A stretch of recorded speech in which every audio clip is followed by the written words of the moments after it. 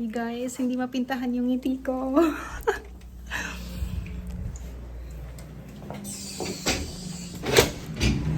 I passed the exam!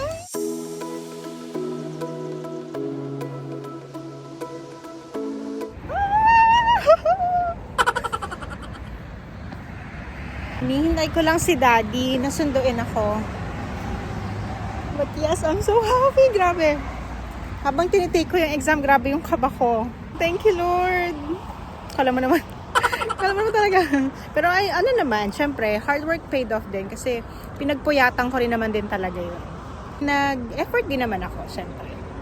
Do alam mo yun, parang iniisip ko naman na sa sarili ko na kaya kong ipasa. Pero ayoko magpakakampante. But yeah, I made it.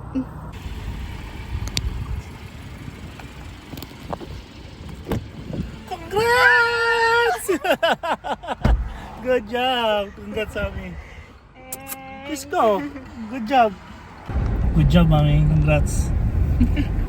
I'm happy! Congratulations. May mga topics lang din na hindi ko na-cover sa review nandun. Or nadaan ako, hindi ko masyadong pinukusan. Most likely. Oo.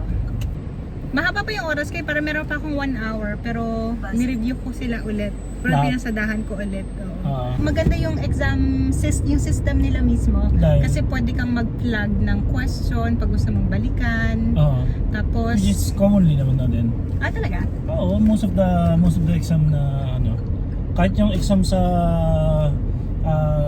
drive test, ganun din eh. Ganun din? Oh. And I mean, kasi sa atin naman sa Pinas, wala eh. Bihira pa kasi sa atin ng computer-based na ano. Yeah, it's a computer-based exam. Pero- Maraming feature. It makes it easier sa pag-take ng exam. Consam? No?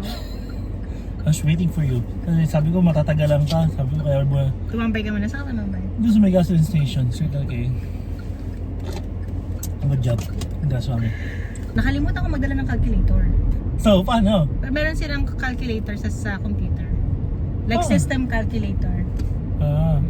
Pero mas maganda pa rin may calculator ka. Oo. Easier sana kung meron akong dalang calculator. Iniisip ko nga, paano ko nakalimutan yung calculator? Yeah, exactly. Kaya sabi ko Pero sa'yo, yun. tingnan mo kung may nakalimutan ka eh. Yun. Kasi kung naalala mo yun, yung pagbaba mo ng kotse, babalikan natin talaga sa bahay. Kaya nga, nawala rin sa isip ko. Nung nakaupo na, saka ko na-realize na wala pala akong calculator na dala. Anything you want? What do you want? Wala naman. You gonna celebrate? Anong gusto mo? Congrats. Bali tapos na ako, diba? So, nung nag-surrender ako ng mga gamit, sabi na, how was it? Are you done? Yes. And, hindi nila yung sagot. I passed! Sabi niya, oh nice! Pang ilang take ko na daw. Sabi ko, it's my first time. Sabi niya, good Wow. for you kasi konti lang daw yung pumapasa for the first time. For the first take. Usual sa kanila yung nagre-retake na exam.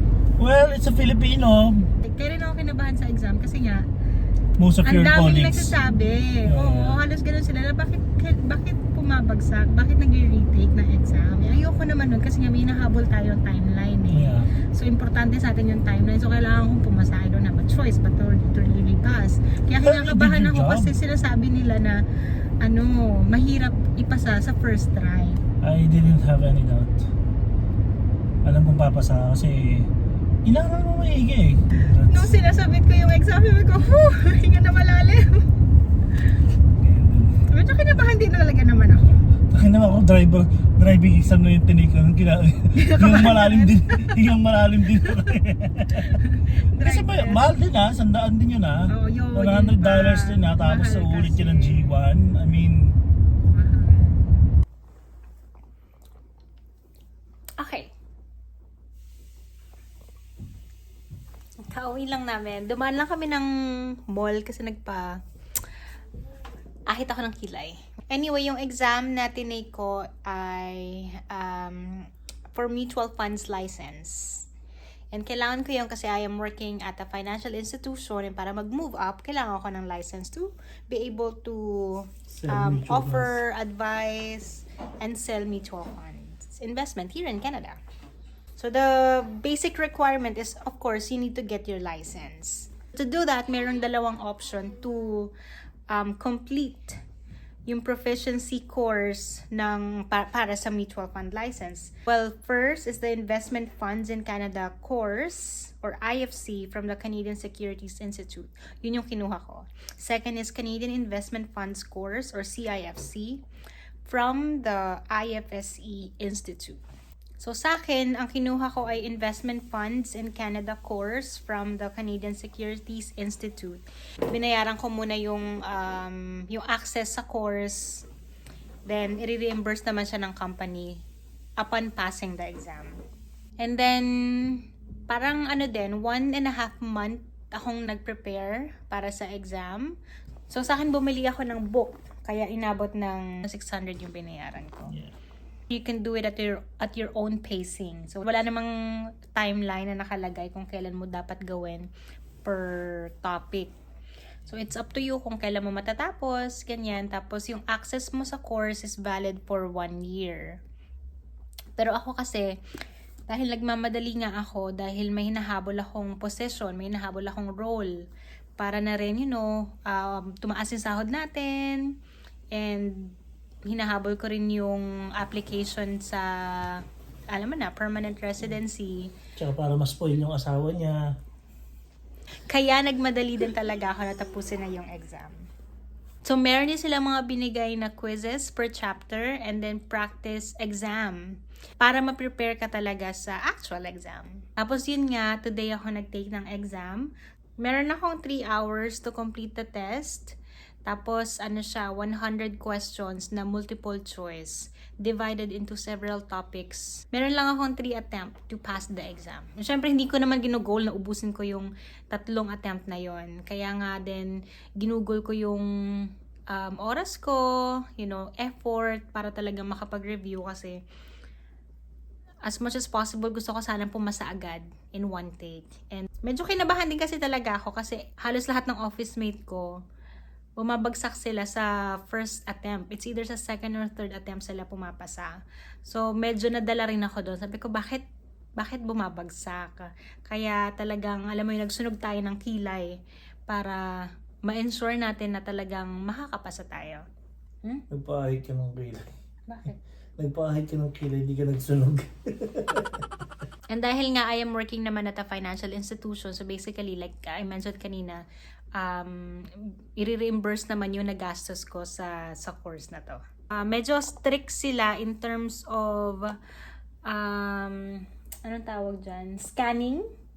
At iniskan ka? Oo, like in-scan nila ako. So binigyan ako ng locker, doon ko nilagay lahat ng gamit ko. Ang dala ko lang doon sa mismong exam Pen and paper. proper ay yung pen, paper na provided nila, tapos yung passport ko as my identity. Chinek kung anong laman ng bulsa ko, tapos yung ankle, tapos yung salamin. Kasi sabi nila, meron daw sila nahuli na may something sa salamin.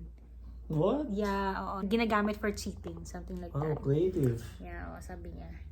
Kaya, yun. Tapos may scan, yung parang sa guard, security guard, yung ini-scan ka na. Metal scanner. Metal scanner, ganyan, pinadaanan. Ayun. So, hindi pa tapos yung course ko. Siyempre, kailangan ko pa ulit mag-aral. I believe meron pa akong 6 exams na kailangan impasa to move up naman to the next level. So, yes! Good job. I am just so happy na nakapasa tayo. That's one step ahead, of our plans and goals sa career natin. Hindi ko rin naman din talaga na-imagine na magtatrabaho ako sa financial institution. Pero dito tayo dinala ng tadhana, ng opportunity, right? So, thankful din talaga na meron tayong maayos na trabaho, enough para makapag-provide sa family and makapag-ipon for tuition fee. Meron pang 1 year si Daddy as a student dito sa Algonquin College. So, nag-iipon pa rin talaga kami ng pambayad sa tuition. Ayun lang naman. So, tonight, anong gagawin natin, Daddy? Magsa-celebrate kami. Magluluto ako. Luto ako ng crispy fried chicken. Fried chicken lang. Yes, and movie night. Yeah, movie night. Iinom kami. Ganyan. Iinom kami, at least may kasama na ako kainuman ulit kasi parati niya akong tinatanggihan nung past few days. Kasi nga, busy siya mag-aral. Alright, that's the update for today. If you have any question, comments, yan, let me know. Comment lang kayo sa comment section down below. Yun lang naman for today. Bye!